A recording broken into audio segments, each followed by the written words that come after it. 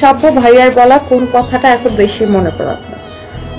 সব কথাই বেশি মনে পড়ে, সবকিছু বেশি মনে পড়ে আসলে। আমি বিশ্বাস করি ও আমাকে দেখতেছে, ও আমার সাথে আছে, এটা বিশ্বাস করি। আমি প্রচন্ড ভাবে এটা বিশ্বাস করি যে ও আমাকে দেখতেছে, ও আমার সাথে আছে, ও আমার পাশে দাঁড়াচ্ছে, এটা আমি বিশ্বাস করি।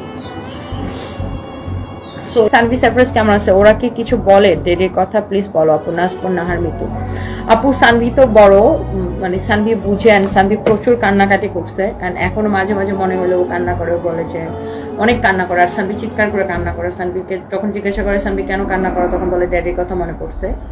আর সারপ্রাইজ হচ্ছে যেমন ধরেন আমার পুলিশ প্লাজাতে একটা মিটিং ছিল 2 দিন আগে, সো আমি ওই মিটিংটার জন্য পুলিশ প্লাজা গেছি, সারপ্রাইজ আমার সাথে গেছে। তো আমাদের মার্কেটের সেক্রেটারি হাসান ভাইকে দেখে ও বলতেছে, এই আঙ্কেল তুমি ওই দিন আমার ড্যাডিকে দেখতে গেছিলা না? তো হাসান ভাই বললো যে হ্যাঁ আমি তো দেখতে গেছিলাম। বলে তুমি কি জানো আমি বড় হওয়ার পরে আমার ড্যাডি সুস্থ হয়ে কবর থেকে চলে আসবে, আল্লাহ পাঠাই দিবে।